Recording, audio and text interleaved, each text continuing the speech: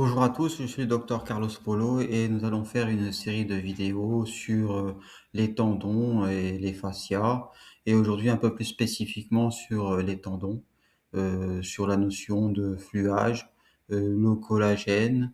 Alors il y a un mouvement de tendance dans les activités physiques pour promouvoir l'isométrie pour régénérer le tendon. Nous allons voir tout ça. Et avant tout, nous allons faire aussi une petite révision de certains termes. Nous allons être progressifs pour expliquer tout et puis on va voir tout ça. Alors le premier niveau pour la compréhension du tendon, quand on regarde nos tendons à nous, on dirait une espèce de corde tendue entre les muscles et les os. Eh bien, et cette forme de corde permet de transmettre la force musculaire au squelette et donc de bouger. Mais en fait, c'est pas simplement une corde, il est constitué de collagène de type 1, puisqu'il y a plusieurs types de collagène, et il est organisé en plusieurs niveaux. Donc il y a des molécules de collagène, il y a des fibrilles, il y a des fibres, des fascicules, et jusqu'à l'échelle macroscopique. L'échelle macroscopique, c'est ce qu'on voit à l'œil nu, on voit le tendon. Donc vraiment, il y a plusieurs structures à l'intérieur du tendon pour faire former cette fameuse corde. Alors la caractéristique particulière du tendon, en fait, c'est de supporter des contraintes mécaniques fortes et en même temps, il y a une capacité de déformation. Donc il est pas, c'est pas vraiment une corde rigide et c'est aussi en même temps, un élastique. Et donc on dit donc qu'il possède des propriétés viscoélastiques.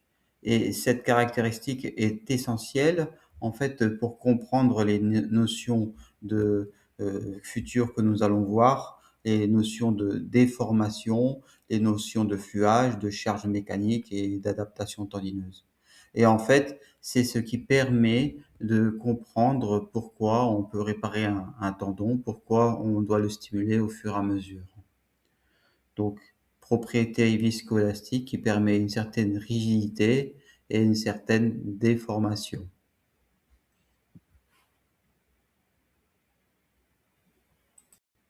Alors le but de cette vidéo, c'est de comprendre pourquoi certains préparateurs physiques s'orientent vers l'isométrie pour renforcer les tendons. Et donc, pour le comprendre, il y a plusieurs mots à comprendre qui, quelque part, sont simples, mais c'est toujours bon de les définir. C'est la force, la contrainte et la déformation. Donc la force, pour nous, ce sera la force exercée sur le tendon et elle est exprimée parfois, souvent même en newton. La deuxième chose, c'est la contrainte mécanique. Donc ça correspond à la force rapportée à la surface.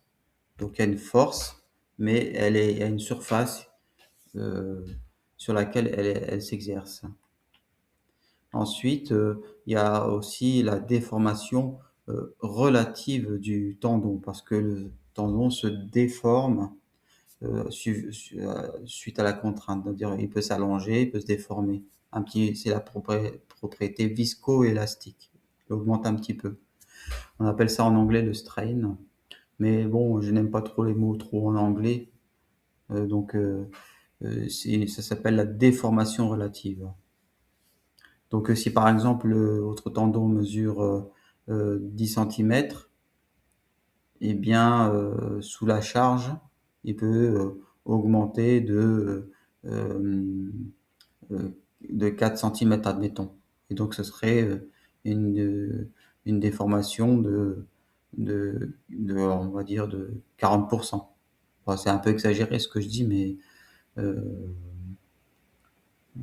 voilà, donc c'est ça la déformation relative. C'est là qu'on aboutit à ce qu'on appelle la viscoélasticité du tendon. Et donc, il possède à la fois les caractéristiques élastiques et visqueuses. Et cela permet de déformer le tendon quand on le charge, de récupérer une partie de cette déformation quand la charge elle disparaît, et de modifier progressivement sa déformation au fur et à mesure. Et donc, c'est des propriétés qui sont aussi dépendantes de la vitesse de chargement. Par exemple, quand vous faites un étirement euh, rapidement, il peut arriver à s'adapter si vous êtes bien souple, donc à s'allonger plus facilement. Et c'est ici que la notion de fluage va arriver. Donc avec le fluage, il y a une autre notion en plus qui va être associée, c'est le temps. Nous avons parlé de la déformation relative du tendon tout à l'heure. Eh bien, le fluage correspond à une contrainte qui est maintenue et la déformation augmente progressivement avec le temps. Donc en fait, il y a une charge, avec le temps, elle augmente et augmente la déformation. Donc c'est la déformation qui augmente avec le temps. Pour être simple, donc c'est pas simplement étirer le tendon, il y a une notion de temps.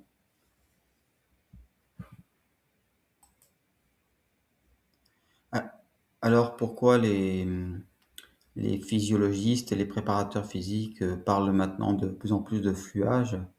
Parce que le fluage, donc c'est la déformation avec le temps, mais dans cette déformation, à l'intérieur de l'anatomie du tendon, il y a des cellules.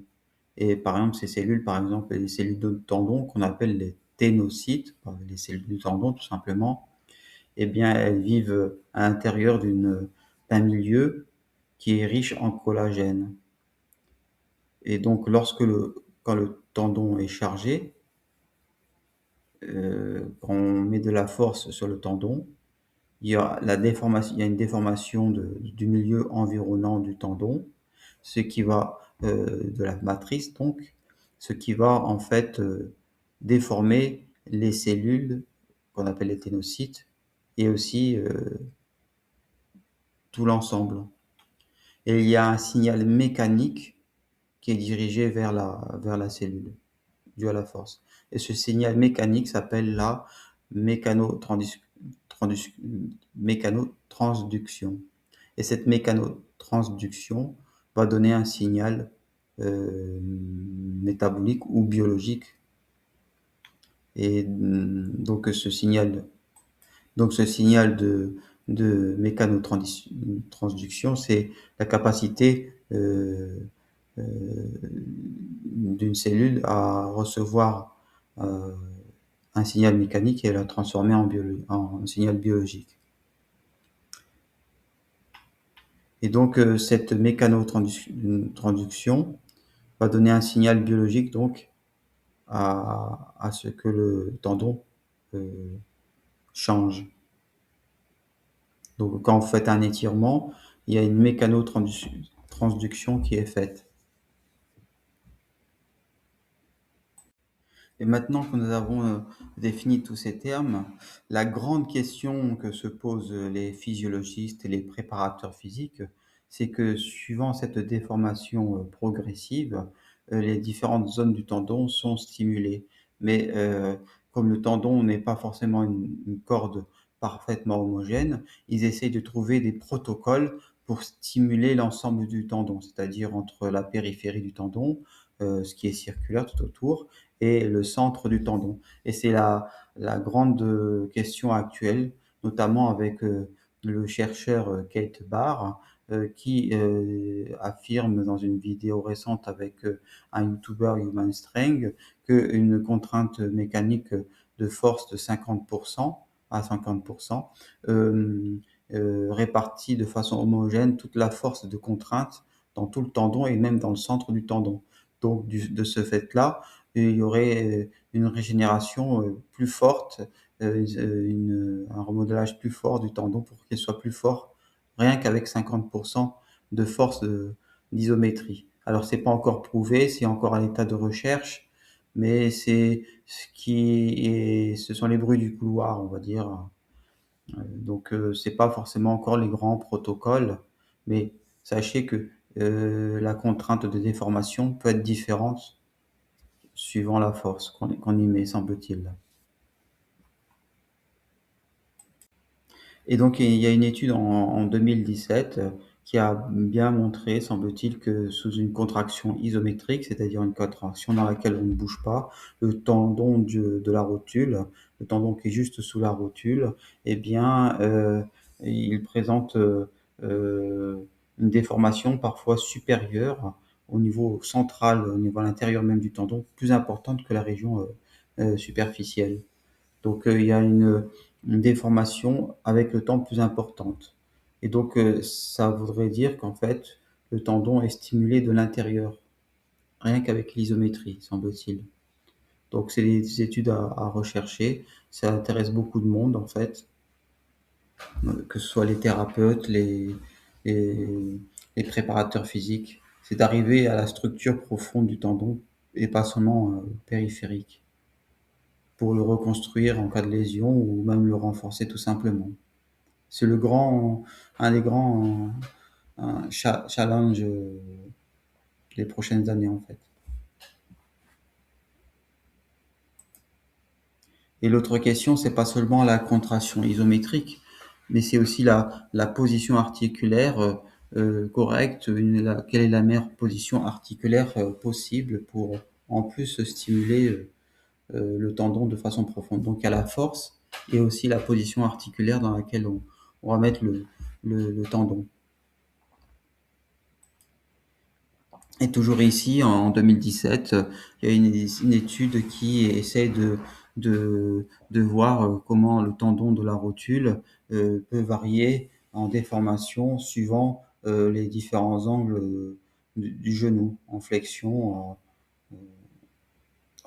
à différents angles.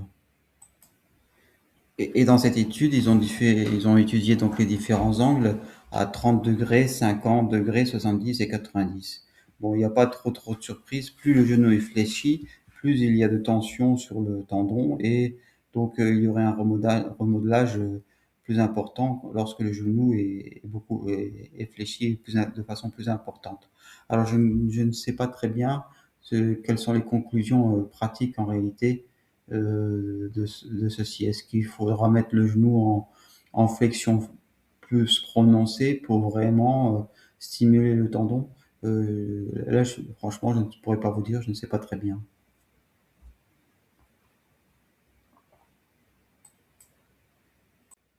C'est ici que nous arrivons à l'hypothèse des 50%, c'est-à-dire une contraction isométrique autour de 50% de force maximale volontaire permettrait de produire une stimulation mécanique importante de l'ensemble du tendon, selon Kate Barr dans les vidéos récentes qu'il a faites avec Human Strong.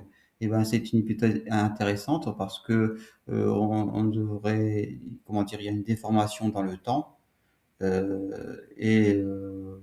il n'existe pas encore pour l'instant de preuves suffisantes, mais bon, faut être ouvert à ce questionnement.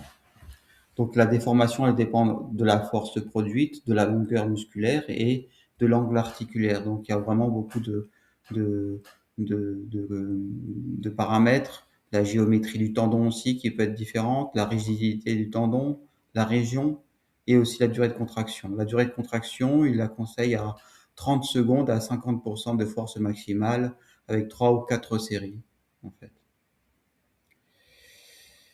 Et pour l'instant, il est plus facile de dire qu'il y a une distribution régionale de la déformation plutôt que de considérer que c'est 50% la vérité absolue. On n'en sait pas encore.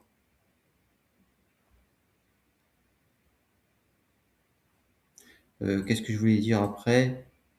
J'ai voulu juste dire deux mots sur Kate Barr. Bon, a priori, c'est un monsieur qui fait de la recherche sur l'isométrie, notamment sur les rats et sur des grimpeurs aussi. Il a utilisé aussi le collagène en association avec ses protocoles qui ont trouvé une amélioration. Donc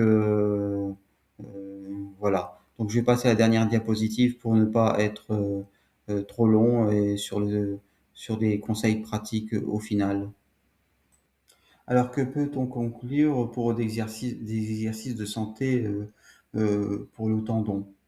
Bon, il n'y a pas d'exercice meilleur pour le tendon, mais la tendance est à l'isométrie. Et le principe le mieux défendu pour l'instant, c'est le chargement progressif, c'est-à-dire que vous n'allez pas faire des chargements brutaux sur le tendon. Et il faut que ce soit pas trop douloureux à la base si vous avez des tendons douloureux. Donc la première étape la plus consensuelle, ce serait donc l'isométrie, c'est-à-dire que faire une contraction musculaire sans bouger. Et bon, d'après les récents bruits de couloir, ça serait 50%, mais bon, c'est pas gravé dans le marbre, on va dire. Donc, par exemple, pour le tendon d'Achille, il faut rester sur la pointe du pied en isométrie. Pour le tendon du, de la rotule, il faudrait maintenir une position en squat ou en extension de genou contre résistance. Alors, il semblerait que ce soit les positions les plus profondes à 90 degrés qui stimulent le plus le tendon. Ce serait un peu normal puisque c'est les positions les plus extrêmes. Mais après, si vous avez fort mal au tendon, je dirais que il faut faire un angle moins important. L'autre chose au niveau de l'isométrie, et il faudra ensuite mettre des mouvements en résistance lente avec des mouvements contrôlés. En fait, c'est un peu les protocoles de kinésithérapie, hein. On bouge pas, après on bouge petit à petit, on grandit les mouvements en fait. Donc avec des contractions de 3 secondes, des mouvements, contractions, et d'augmenter progressivement la charge mécanique et les mouvements. Donc le principe de base, c'est d'aller progressivement. Et quand il y a une trop forte douleur, si vous avez mal au tendon, eh ben, il faut s'arrêter, il faut arrêter au seuil de la douleur. Et puis au fur et à mesure, patienter et augmenter progressivement. C'est le consensus habituel. Ensuite, au niveau nutritionnel, bah, les travaux de Kate Barr sur l'isométrie, mais il a travaillé aussi sur la nutrition notamment. Il a fait des études de prise de collagène de 15 grammes avec de la vitamine C. Donc, il est conseillé pour récupérer son tendon de prendre du collagène et de la vitamine C d'après les études de Kate Barr, hein, toujours, hein. Et il semblerait que ça aide à restructurer le tendon. Alors, il propose des dosages de 15 grammes, mais à mon avis, on peut même aller plus loin. Voilà. Donc, c'était donc le docteur Carlos Polo. J'espère que je ne suis pas trop long dans cette vidéo. Peut-être que je referai encore d'autres vidéos sur les tendons parce que c'est intéressant. À bientôt.